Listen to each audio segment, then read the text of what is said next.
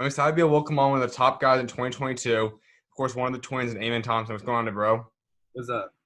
Not much, man. Well, this past week, I know it's been busy. It's been hectic because Mhm. coaches can start calling you, man. As part of 2022. What's this week been like? Well, this week has been, like you said, hectic.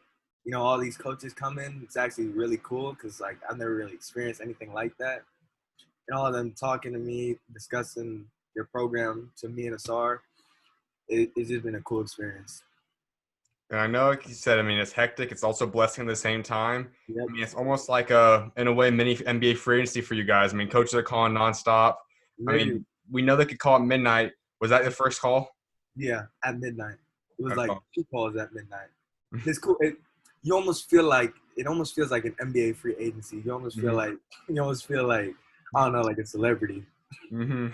Yeah. What was the first school you talked to? The first school, ooh, Iowa State. Iowa State. Called immediately. Yep.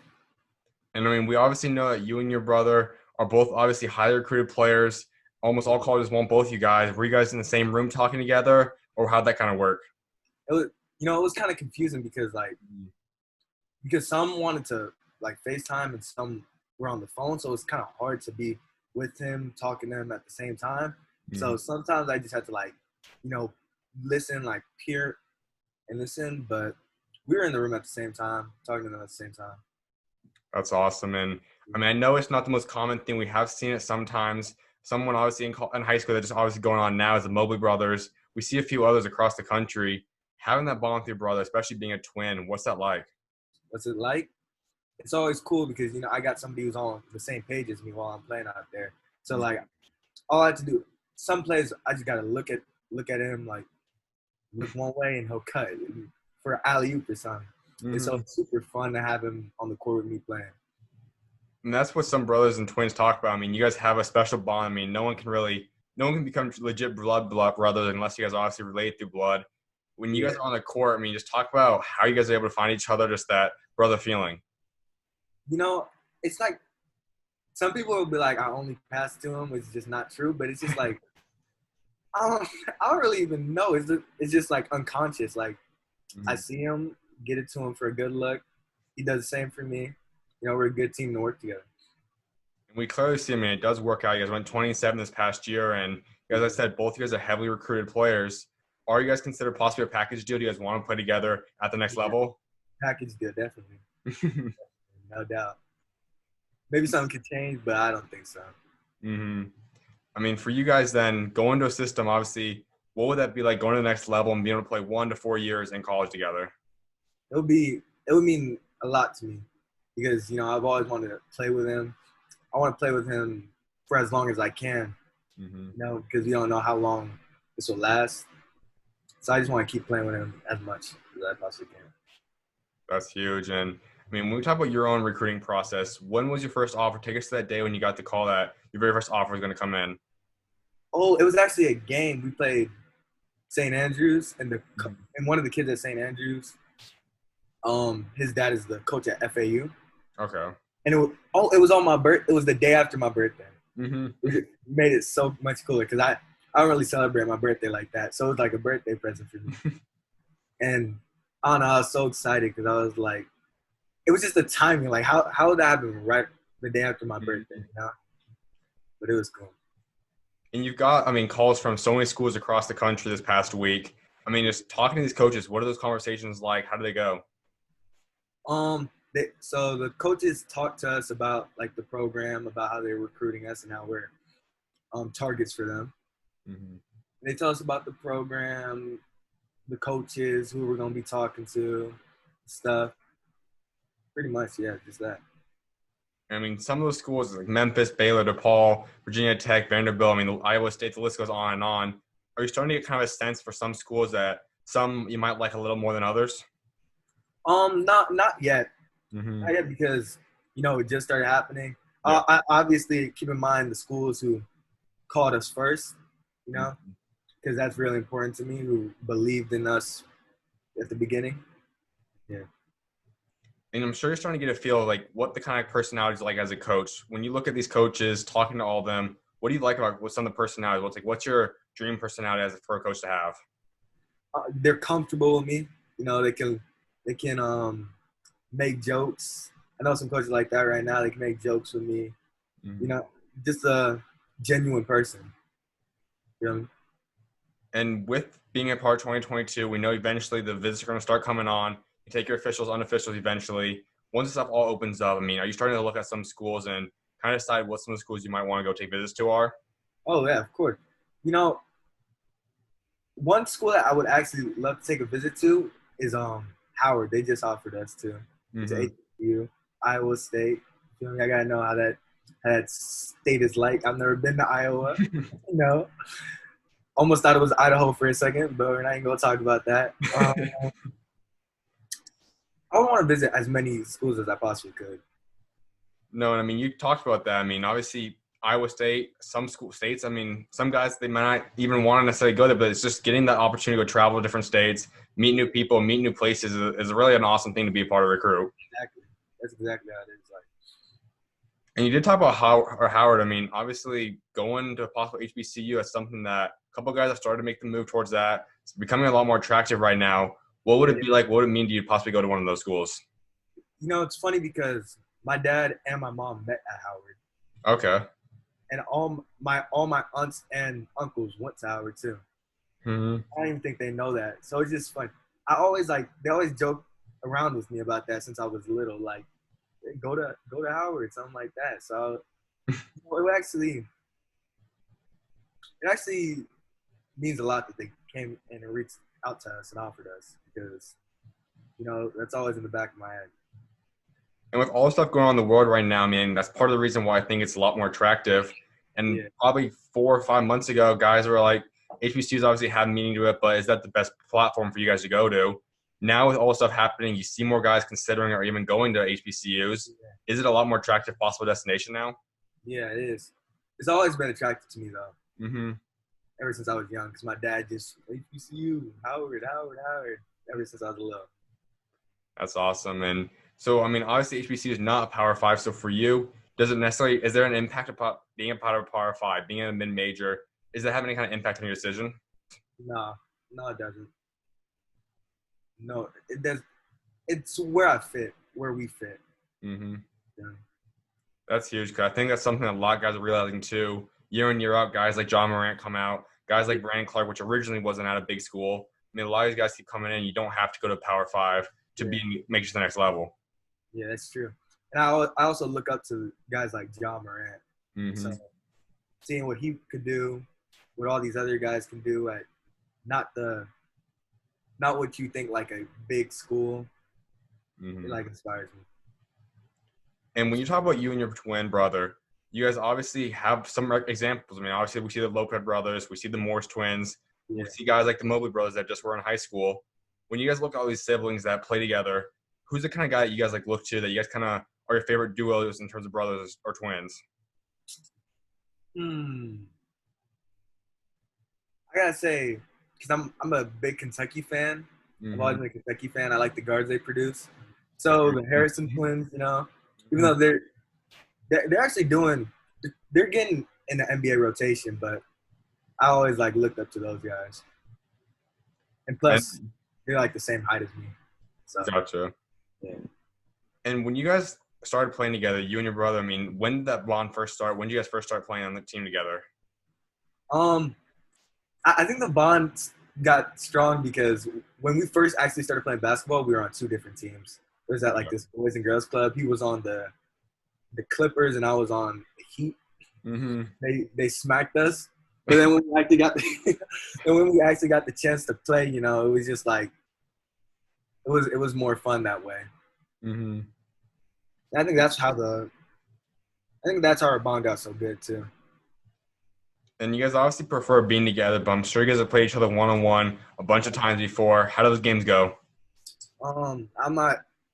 Don't let him hear this, but I beat him every single time. No, it's like it's very balanced. Mm-hmm. Like, you win some, I win some. It used to just be he would win all of them, but now, like, it's closer. And do your parents ever get involved in any of it?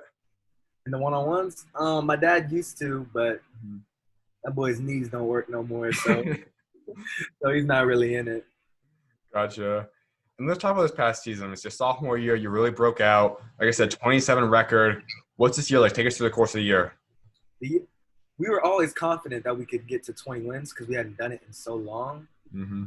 And to start the year after our first game, it was crazy because it was like our first games in dunk as high school players. And me and Sar both dunked like 4 times. So we were just hyped to begin the season and keep going and pushing and like prove everybody wrong because nobody really thinks as PC as a top school. Mm-hmm. We're trying to break that narrative. And for you guys, I mean, you guys combined for about 34 points, 14 rebounds. You guys put up insane numbers together.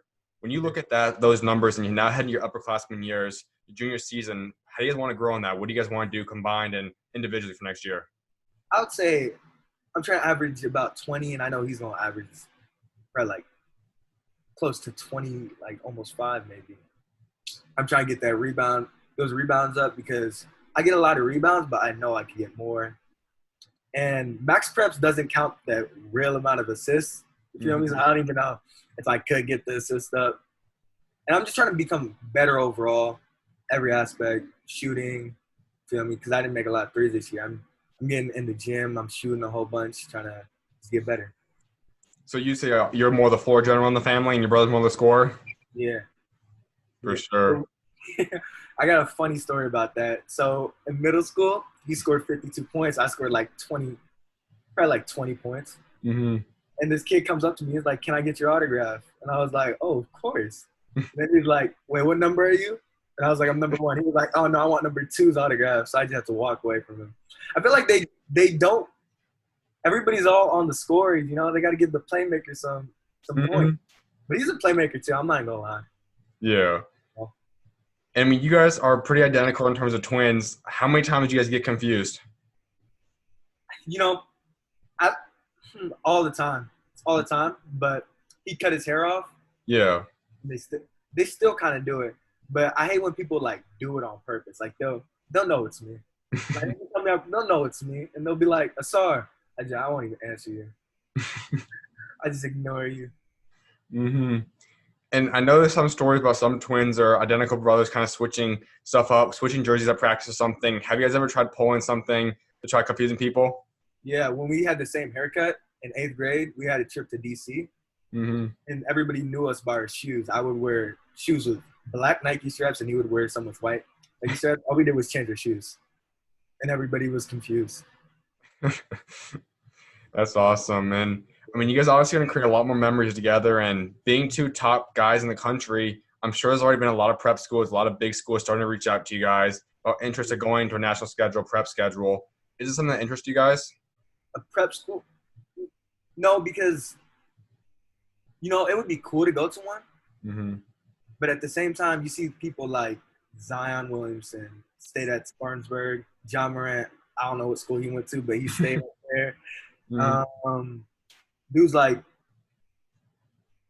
maybe even Tumani Kamara, Anthony Edwards, all these dudes, they just stayed at the school they went to and built a legacy up there. I feel like we could do that. And for that building your legacy, I'm sure winning the next 2 state championships is part of that. When you guys walk away from high school together, what's all the goals you guys have kind of dreamed of and wanted to achieve before you guys move on? You know, definitely that we got to win these next 2 states. Definitely. You know, the last 3 straight years I've been Broward County honorable mention. I don't know how they came up with that. But I'm definitely trying to make a first team this year. And we're trying to be top players in the whole state. Mm-hmm.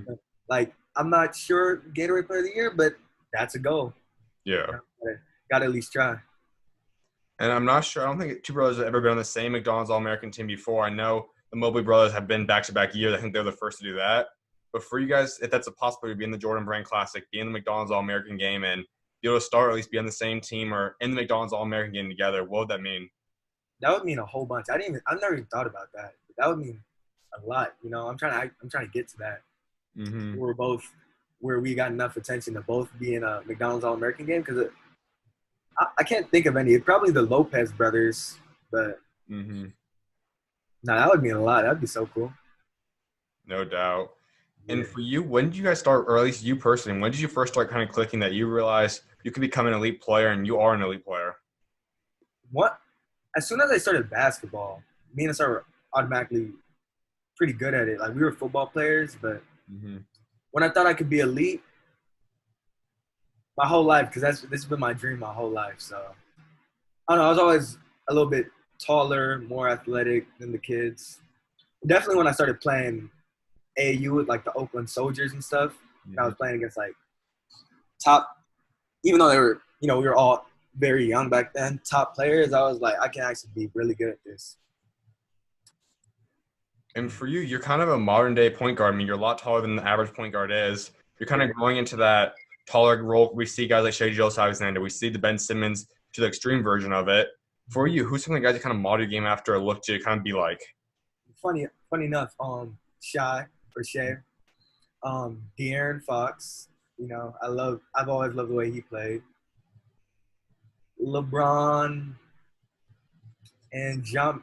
I like the way Ja plays. I like John Wall. All the athletic point guards, athletic facilitating point guards. I like the way they play. That's what I model my game after. Really, I tried Dame, but that dude is he's on a whole different level. He's pulling up from 10 feet behind 3-point line. I'm not sure I'm there yet. You look at Florida as a state and all the talent in Florida, and you compare them to all the other states across the country. Where does Florida rank up?